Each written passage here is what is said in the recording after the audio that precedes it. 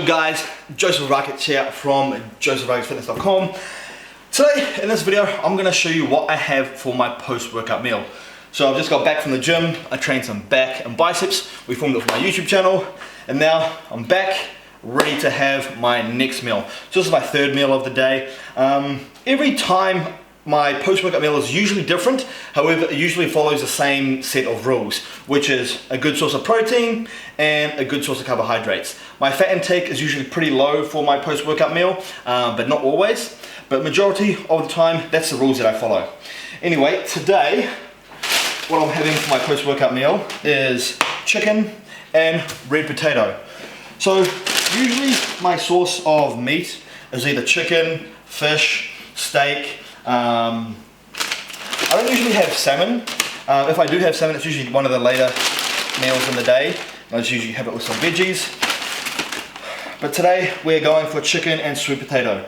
Now, I'm lazy, so what I've done is I've gone to Nando's and I've just picked up 5 boxes of chicken tenderloins.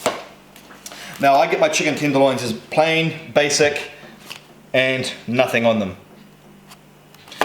So each one of these chicken tenderloins is roughly about 300 calories.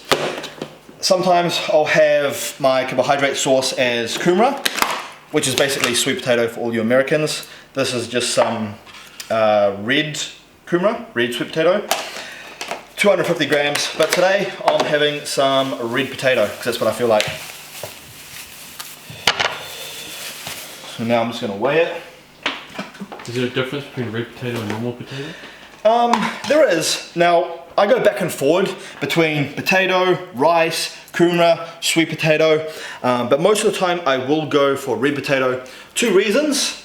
One, I like the taste of red potato more than a white potato. Also, red potato is higher in potassium. Now, potassium is an important electrolyte, especially important for those who train hard and sweat a lot in the gym, because when you sweat a lot, you flush out all of your electrolytes like your sodium, your potassium, your calcium, magnesium. So consuming red potatoes, because they're higher in potassium, helps you get that back in there. Very important for muscle contraction.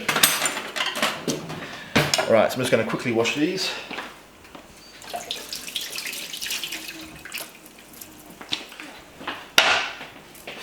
Alright, so I'm going to get roughly 250 grams of red potato. Now again, the amount of red potato or sweet potato, it'll always differ. It could be 200 grams, it could be 250, it could be 300, depending on what my current meals prior were. I'll adjust the amount of carbs and protein and fats for the later on meals in the day. But it's usually around 250 grams that I get. I'm not the best chef, so I kind of just hack the potatoes in any way that I can. But I like to have little bite-sized pieces. I just cook it in the microwave because it's the easiest, and I'm lazy. But sometimes what I will do is I will cook it in the air fryer. And the air fryer is basically a machine. Where is it? It's not here currently. It's in the cupboard. Air fryer is basically a machine where you can cook meat, potatoes, anything, and it just cooks it without using any oil. So you can make fries with it. It's just hot air that circulates. Yeah, so it's basically just hot air that circulates from the top and from the bottom.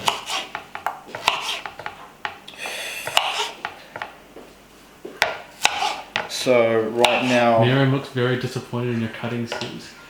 Oh man. Why do you need 2 knives? I don't know. I don't know. I don't have an explanation for that. So yeah, 256 grams, close enough to 250. 253. So basically, quick and easy way, I just fill it with a little bit of water. And then put that in the microwave for 5 minutes.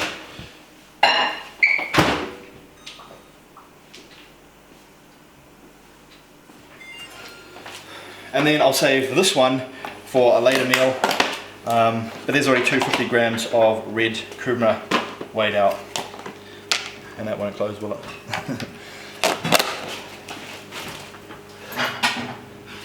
So for me, the most important thing is it kind of comes down to convenience. For me to stick to a meal plan and for me to adhere to a diet, that's your one. Can I have all the sample sauces? Yeah, you can have all the sample sauces. So I eat a lot of food. I eat a lot of calories every day. Right now I'm just sitting under 4,000 calories, and I get really hungry. So I prefer to get all my calories from food. That's why I remove all my sauces and all my condiments like that. That way I can eat more food and not waste any calories on sauces. But yeah, like I was saying guys, convenience is the key. So instead of me getting, yeah, you can always prep, but instead of me getting chicken and cooking chicken, I just buy it pre-cooked, or I'll use a company in New Zealand. We've got one called Muscle Chow. I just buy pre-cooked rump steak, pre-cooked salmon, pre-cooked white fish, and pre-cooked chicken, and I get it in 250 grams. Already pre-cooked. I just keep it in the fridge, like 20 different containers, and then when it's time to have a meal, just chuck it out, put it on the plate, mix some carbs with it, and we're good to go. And yeah, I haven't had a chicken for quite a while. I've mainly been eating tuna, steak, and fish. So this is probably the first lot of chicken I've had in probably a good 4 days. Now again, because I didn't weigh this chicken and it's from Nando's, we just got to take, a rough estimation on the protein and on the calories. But from what I've gathered, the information provided on this Nando's meal online, it's roughly about 300 calories for the 5 chicken tenderloins. Now again, each chicken tenderloin is going to be slightly different, could be slightly bigger, could be slightly smaller, but it's much of a muchness. You need to remember there's 3,500 calories in 1 pound of body fat. So mucking up 20, 30, 10 calories here and there is not going to make any difference at all, especially because your metabolism and your daily activity level is not a static number. Every day your activity level is different. I might go to the mall, I might walk around. Are we going to the mall? I might be outside doing something. She's already out the door. She's already after the mall. So yeah, a bit of a muchness. And that's the key, guys. The key to any diet and getting results is do what works best for you that allows you to adhere to the diet. When I'm dieting and when I'm prepping, like trying to get really lean, it usually helps me to prepare all my meals the day before. That way I have 6 meals a day or 5 meals a day. All my meals are prepared the night before, and then the next day comes and I've got all my meals already. But right now I'm bulking, my calories are quite high, and I've got a lot of variety to move with my calories, so I take every meal as we go. And yeah, that's pretty much it. My potatoes should be pretty done, so I'll see you guys in about 2 minutes. And then we'll start again when it's... I figured. Yep. What does much of a muchness mean? I don't know why. I know what it means, but like I don't know what it means. Much of a muchness. It's like, it doesn't really matter. Did you make much. That up? You actually did it. Yeah. He makes half his words up. Bro, I make half my shit up. Why a third knife? I don't know. Got a third. Put that in the bin, please. You do nothing but make dishes. I'm not even married yet, Mary. Come I on. make it. What are you making? Sugar-free drinking chocolate. That's the thing. Yeah, literally. Look at the macros. Oh, people just don't put that.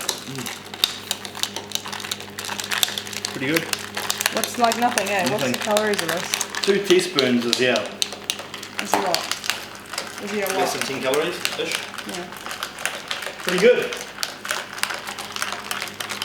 Just waiting for the microwave, that's why. Also another pro tip, guys. Do you want one, Tara? I'm not putting any pink Himalayan salt on this meal, but I usually would. The reason I'm not today is because my first few meals of the day have already been heavily salted with salt, especially pink Himalayan salt. But I do usually put this on most of my meals, especially if I've got a lot of veggies. I put this on my veggies. Pink Himalayan salt is the best salt to use if you're going to be using a salt. Reason being, it's got 84 different trace minerals, your magnesium, your calcium, your iodine, all of that. So this is the salt that I use, and I usually salt probably 3 to 4 of my 6 meals total in a day. But what you need to remember is the more sodium that you have in your diet, the more potassium you need. So the more vegetables, the more fruit, and the more potatoes, sweet potatoes, stuff like that. Well, this is actually legit good. Yeah?